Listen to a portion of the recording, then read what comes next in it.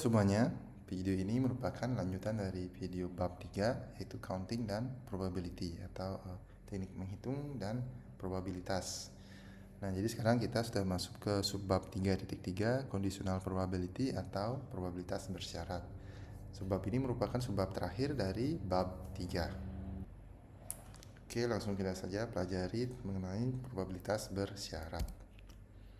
Nah, dari tabel di sini sebuah tabel hasil survei ya. Jadi ada 150 siswa. Nah, terdapat di sini totalnya 150 siswa di survei.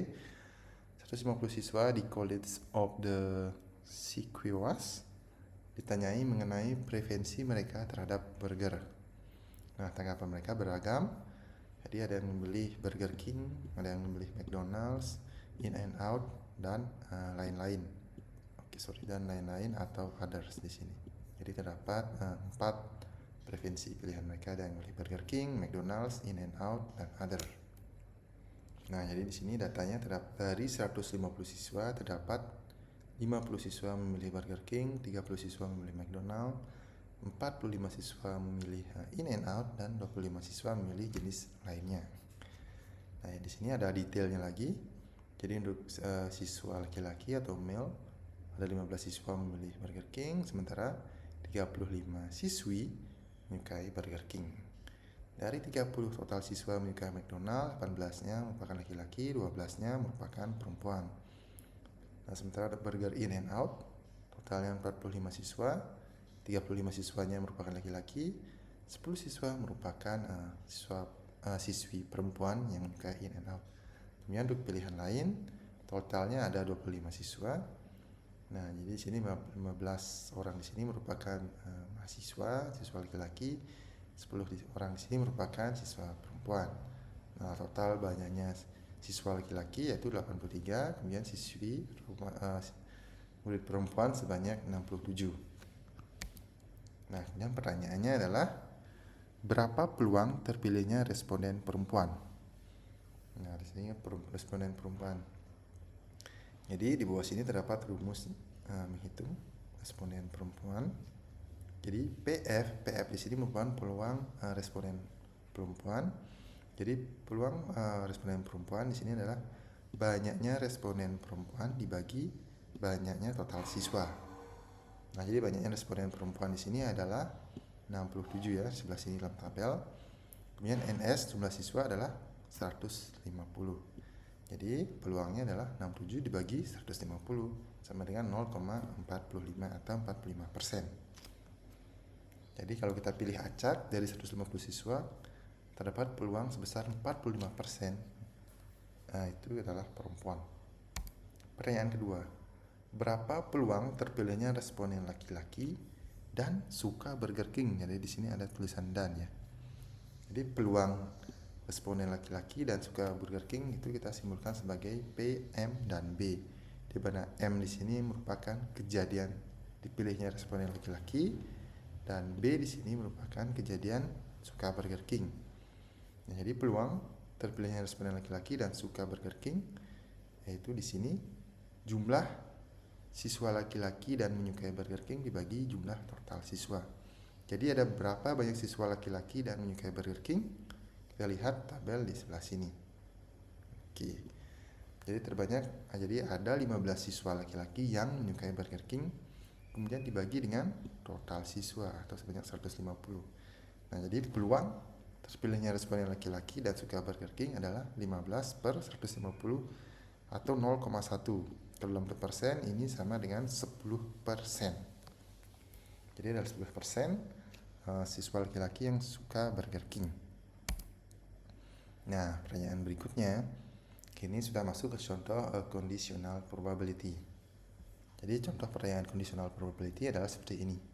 Jika responden laki-laki terpilih secara acak, berapakah peluang dia suka Burger King? Oke.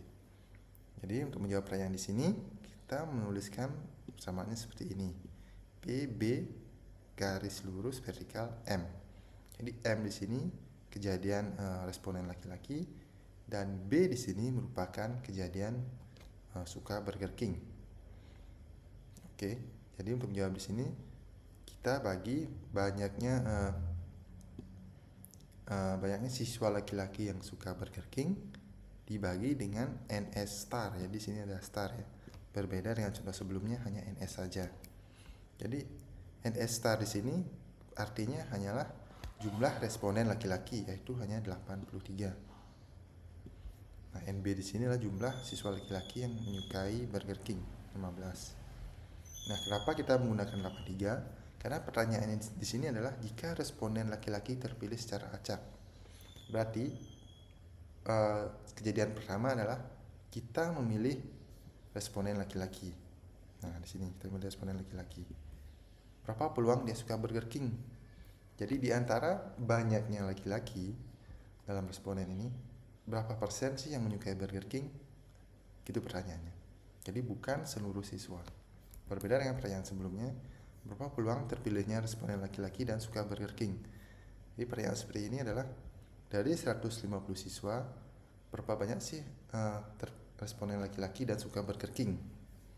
Jadi di sini 15 dibagi 150, karena ada 15 siswa laki-laki yang menyukai Burger King dan terdapat 150 sampel.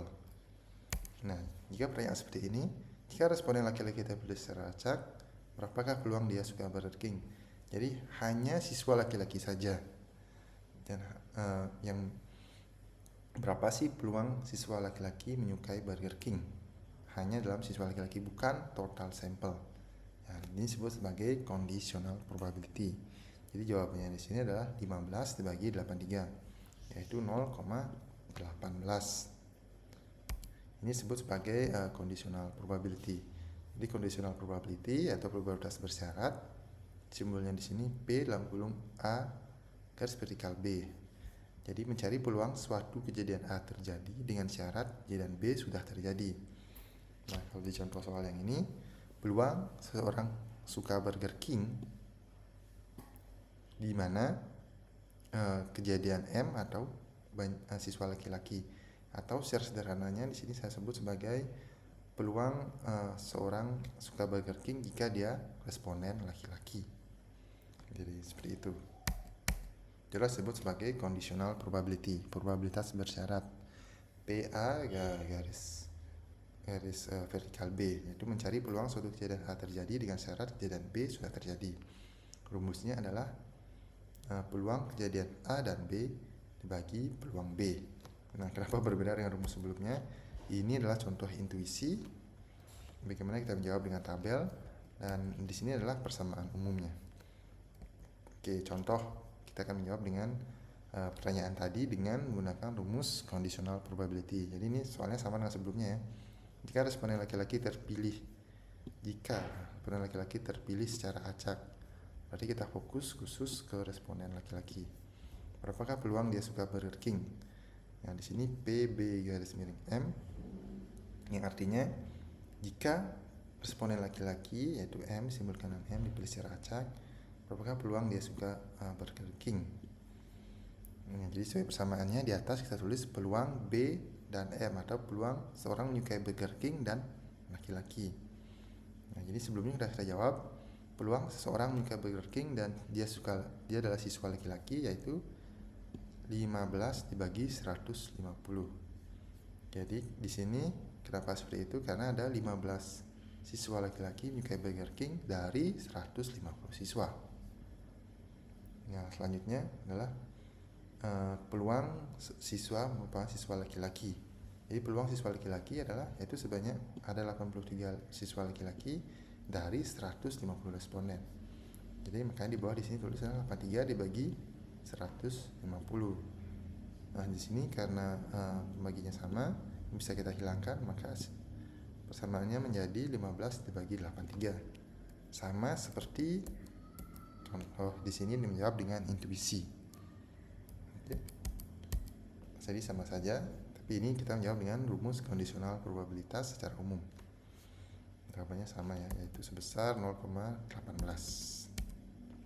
Nah, contoh soal keempat, probabilitas bahwa seorang siswa lulus mata kuliah statistika adalah 0,8, dan probabilitas bahwa seorang siswa lulus mata kuliah statistika dan masuk daftar cum laude adalah 0,25. Jadi di sini lulus mata kuliah statistika dan lulus cum laude.